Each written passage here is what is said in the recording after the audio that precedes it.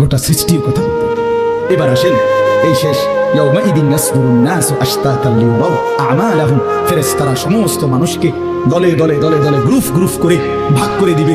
আর এই ভাগে ভাগে লোকেরা নিজেদের পুরা জিন্দেগির আমলনামা দেখার জন্য নেওয়ার জন্য নির্দিষ্ট জায়গায় যাবে। ফেরেশতারা বলবে যান সামনে যান।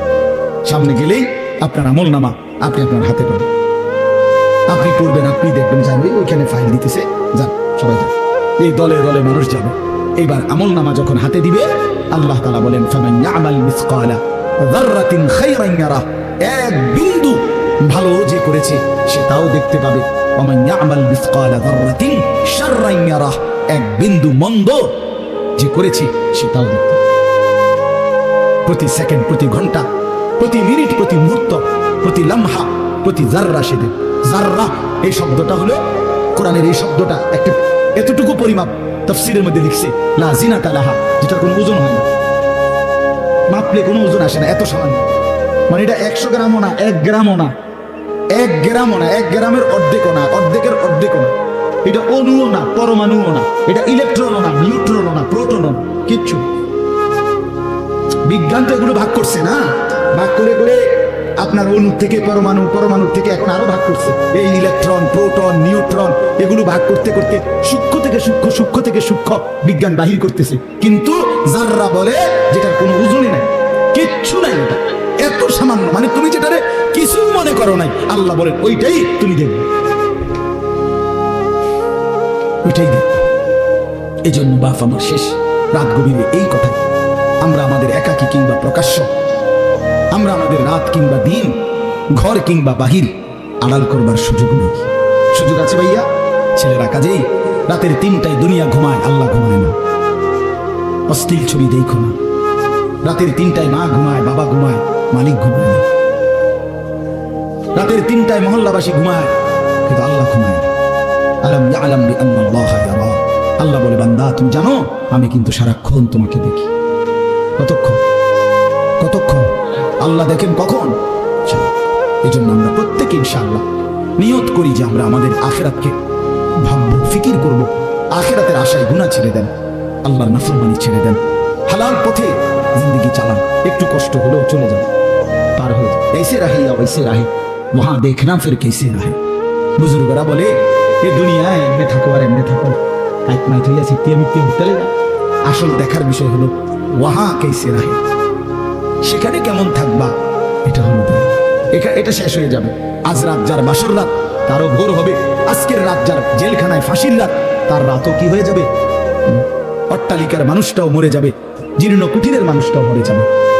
কোনোদিন দুঃখ যে দেখে নাই সেই সুখী মানুষটাও কবরে চলে যাবে, কোনোদিন সুখ যে দেখে নাই সেও মরে যাবে। আমিও না, আপনিও না, বাবাও না, সন্তানও না, মাও না, কেউ না, কেউ থাকবে না, কেউ না, কেউ না।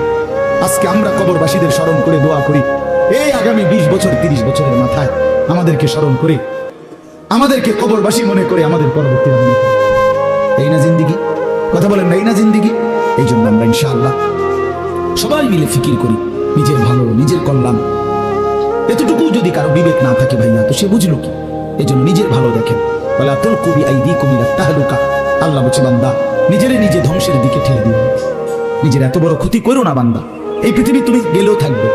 এই আমরা যারা মনে করি হ্যাঁ অনেক বয়স্ক মাঝ বয়সী লোক আছে, আমি থাকতে যদি আমার জি40 একটু ঘর দুয়ার জায়গা জমি দলিল টলিল একটু লাইন ফাইন করে দিয়ে যাইতে না পারি, আমি মরলে তারা কেমনে চলবো, কেমনে খাইবো, আমরা চা দোয়ানে বই হয়ে আমরা কেমনে চলবো তারা? না চাষা, আমনে মরলে আর পৃথিবীতে কামাই রোজগারি উপার্জন সব বন্ধ হয়ে যাবে।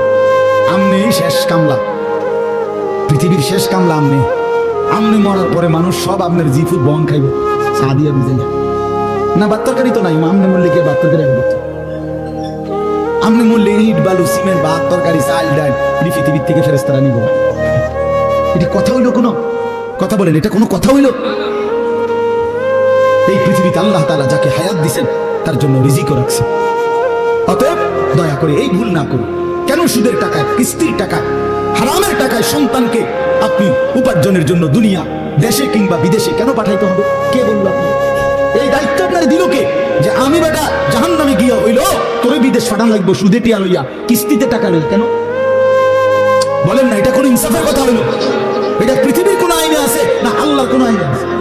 তো এটা কি? এটা হলো লোভী। লোভী আমনে এবার কলজাটা খুললা চান, এবার কলজার ভিতরে হলো লোভ। এই জন্য এবার কিস্তি লইছে, সুদ লইছে, ফুতেরে টাকার মেশিন বানাইয়া পাঠাইছে বিদেশে, যে তুই শুধু টাকা পাঠাইবি, তোর চাচা জমি বেচবো, তোর জেডায়ও জমি বেচবো, উত্তর দিকে ইন্ডিয়া 10 শতক বেচবো, শুনছি টাকা রেডি রাখতে হবে। নাই তো কি?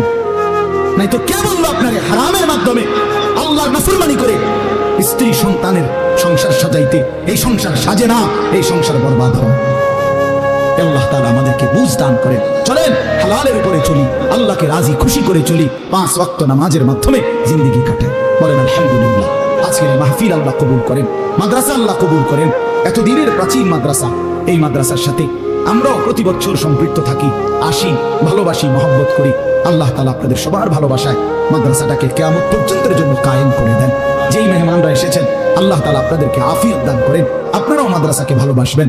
সমস্ত বাবা ভাই সব সময় মাদ্রাসায় দান করেন, মাদ্রাসায় দান করেন। আমার শাইখ আরিফ বিল্লাহ আল্লামা মুফতি মুশতাকুর নবী কাসিমি হুজুর বলে, কোন মুসলমান যদি মাদ্রাসার সাথে 3 ভাবে সম্পর্ক রাখে, 1 নাম্বার মাদ্রাসার জন্য দোয়া করে, 2 নাম্বার মাদ্রাসায় সন্তানকে পড়তে দেয়, 3 নাম্বার মাদ্রাসায় দান সদকা করে, হুজুর বলে আমি আশা করি আল্লাহ তাআলা ওই ব্যক্তিকে হাসরের ময়দানে মাদ্রাসার তোলাবা উলামাদের সাথেই ইনশাআল্লাহ হাসরের ময়দানে দান করবেন। এজন্য মাদ্রাসাকে ভালোবাসবেন, দোয়া করবেন, সন্তান পড়তে দিবেন, দান সদকা করবেন। বলেন ইনশাআল্লাহ, বলেন ইনশাআল্লাহ। আল্লাহ তাআলা আপনাদেরকে তৌফিক দেন, কবুল করেন। আমিন। সুবহানাল্লাহি ওয়া বিহামদিহি।